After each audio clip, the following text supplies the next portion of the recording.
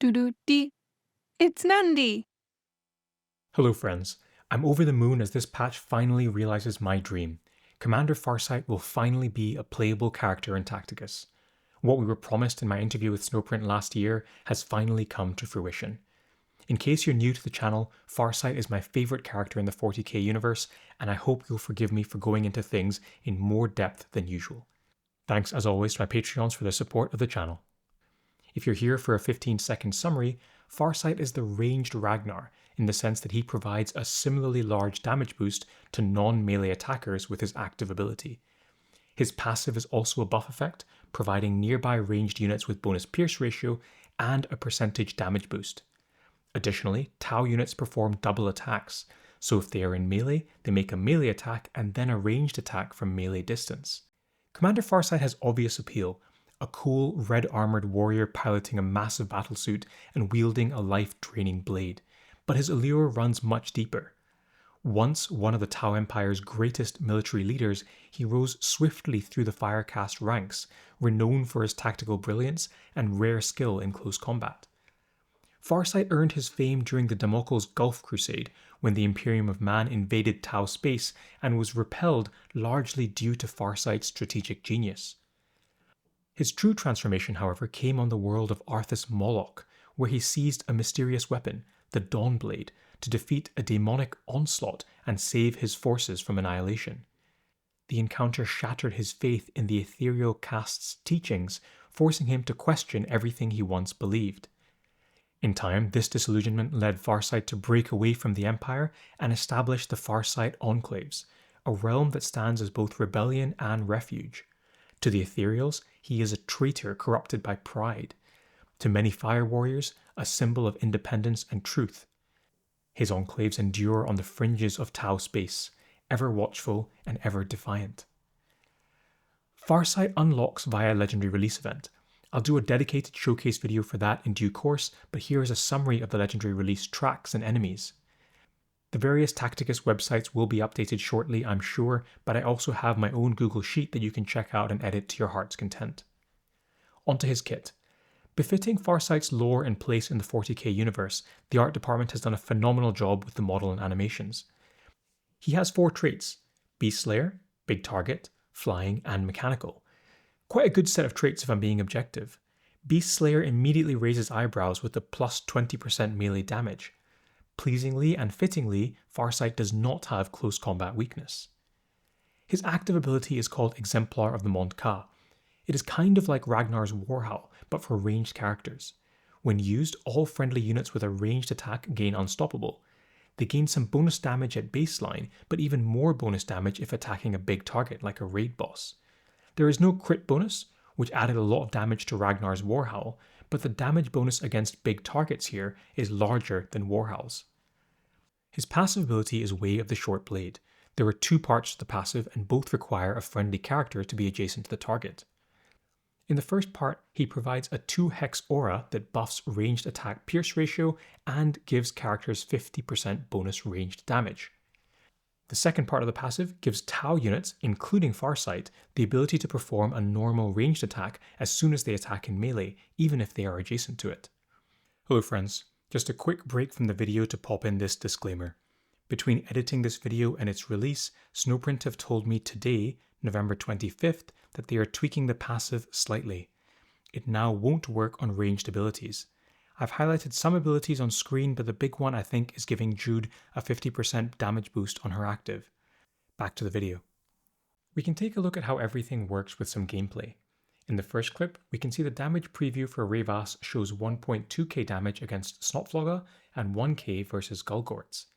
After Mont Ka is used, the damage versus Snotflogga increases to 2.8 and even further to 4.4 against Gullgorts, reflecting the increased damage from the active against big targets. Onshi is here just to show that, like Ragnar's Warhowl, the active can be stacked and used again for an even bigger damage bonus. The damage preview is slightly less impressive because it doesn't take into account the extra ranged attack that Tau units do.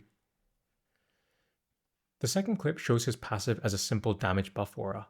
Moggan Ra here shows a damage to Gullgorts of roughly 2.8k. Once Farsight is within 2 hexes and providing the adjacent to enemy requirement, then the damage indicator goes up to 5.4k. The Tau part is cool. You can see that when Farsight is on the map but not within range, Shozil makes just a melee attack against the target and nothing really exciting happens. However, when Farsight is within range 2, Sho makes the melee attack and then a ranged attack as well, and in this case it summons a sniper drone. It's pretty fun stuff, but it's worth noting that Farsight's passive also works on his own normal melee attacks. There is one other thing worth pointing out in case the wording on the passive isn't clear. Farsight's passive caps the ranged attack damage at whatever number is described in the ability. So in this clip, you can see how the Neurothrope's damage is higher until Farsight comes into range. Farsight's relic is the Dawnblade. This gives him bonus melee damage when nearby allies have made ranged attacks, and it also heals, or rather repairs, Farsight when he kills an enemy in melee, which is a flavourful nod to the life-draining properties of the Dawnblade. On the topic of relics, one cool thing to point out is his interaction with Revas and her burst cannon relic. The burst cannon gets recharged faster because Farsight lets Revas attack in melee and ranged every turn. His mythic missions are listed on screen. They should all be fairly easy to do apart from mission 1, which I think you might have to get lucky in Arena or Guild War. I think it might still be okay since Revas and Galgorts are fairly commonly used characters in Arena.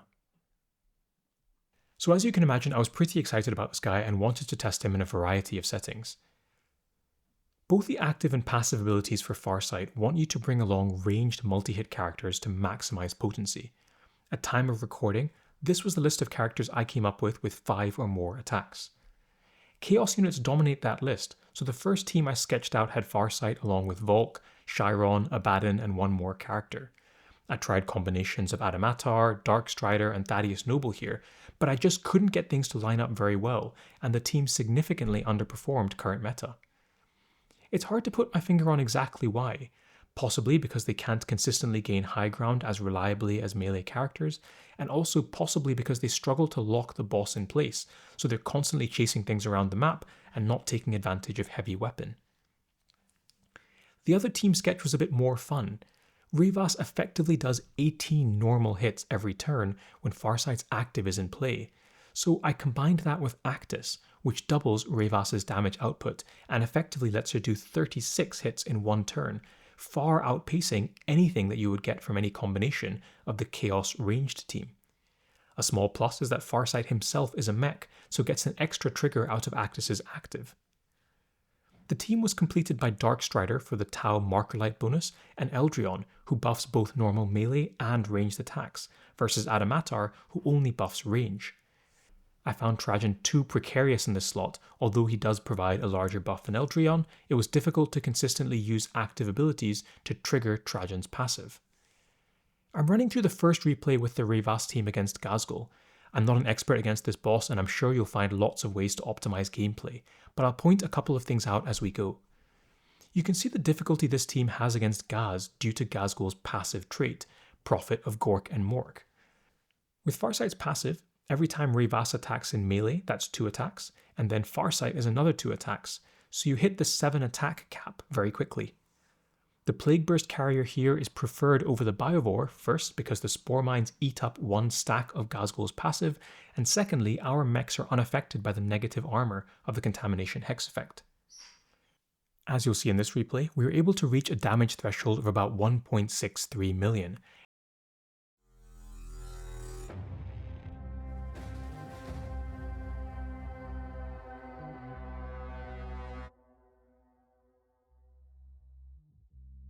and on the next slide you can see how that compares with current efforts with the Custodes team on the current live build and against this boss at this rarity on this map. Again, I know not everyone will have these teams and characters built, but it's just to give you a frame of reference. Having had pretty good success against Ghazghkull, I tried to think about other situations where Farsight would be good or potentially even a conversation for the meta. The punching bag bosses, Sarek, Screamer Killer, and the Avenged Tyranids are clearly AdMech bosses. Farsight doesn't do that well against Call since he is a mech and Call has some anti-mech abilities. I couldn't see him doing that well against Mortarion since Mortarion also has some anti-melee properties. There is some potential against the Avatar, but I found he was not outperforming current meta options. Obviously, as a Tau, he is unusable against the Riptide. Against Magnus, I was hopeful, but a ranged team struggles to clear the extra spawns that start the battle against you, which just makes everything really awkward. Rogaldorn is probably fine. You can hit good but not AdMech levels of damage with this team by subbing in a Thana and with careful positioning. As you know, my testing time has been limited due to other reasons. Clearly, Farsight has a great kit, and on the surface I don't know if there is enough for him to create a new meta out with Ghazghkull, but I wouldn't be surprised if he becomes a bigger part of things as we learn more and test more about him. What about war and PvP modes? I kind of like how Snowprint have decided to balance his active ability. Unlike Warhal, which did a ton of damage and crits regardless of the target, Mont'ka gives a little bit less than an Eldryon level buff when used against other characters. That's still great, but not as broken as Ragnar. In my testing, I found his kit wasn't as overwhelmingly strong as Ragnar. Double Warhowl is essentially an auto win, but you have to do a bit more work to make Farsight's double Mont'ka work. First of all, the damage buff isn't as good, and secondly, if you want the passive damage boost, you have to get a character into melee. I think there might be some fun potential with the Blood Angels though, and I'm particularly excited to try him with Mephiston, Dante, and Lucian. I haven't listed the cutoffs for ability thresholds here, since you can get those fairly easily on any Tacticus website. On screen here is the character summary in my usual infographic style. Thanks once more to Tauan, Tacticus ambassador and friend, for his help here. You can see that Farsight's stats are well above average. That leads us to consider where the character might shine. One thing that I've started doing in showcases was to analyse how the character performs by trait in legendary release events. People seem to like that, so I will continue. Farsight has the Beast Slayer, Flying, Mechanical, and Big Target traits, as well as Power and Plasma damage types, so we can look at each in turn. Farsight would be the 7th character with the Beast Slayer trait, and I don't think that gives them enough characters to turn this trait into an LRE track. Nonetheless, I think he is probably the 6th best option here anyway. For Flying, there are a bunch of options here already that have some interwoven synergy between them. The nicest thing here is that Farsight could work alongside Rayvas for some bonus damage, and Aleph Null can keep them both alive.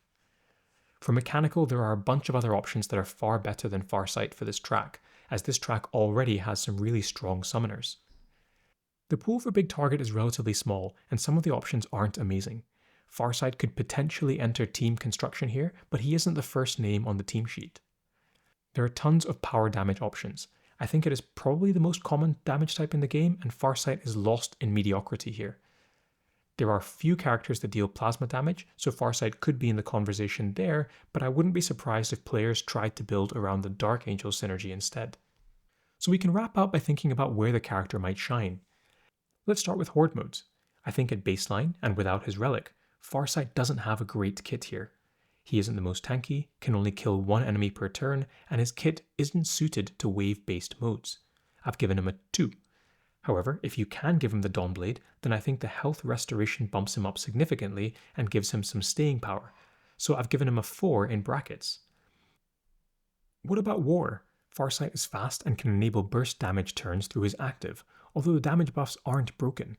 I think he combines well with On-Shi, and I think the best strategies in War are either high burst damage setups or really defensive and grindy ones. The other place I could see him being used is alongside the Blood Angels, where his active works well with Mephiston and Lucian. I'm giving him a 4 here to start, but I wouldn't be surprised to see that go up after we get more reps in with him. Finally, Raid. We've spent a lot of time discussing Farsight in raids, and my conclusion is that he is a good option for Ghazghkull, but I'm not really seeing it anywhere else at the moment. More characters or bosses might appear that change his position in the meta, but for now I'm giving him a 3.5. Okay, I'll maybe sign off there. I hope that was useful and you enjoy playing with Farsight. I'll do a dedicated Legendary Unlock guide later in the week. Thanks as always to my Patreons for their support, and bye for now.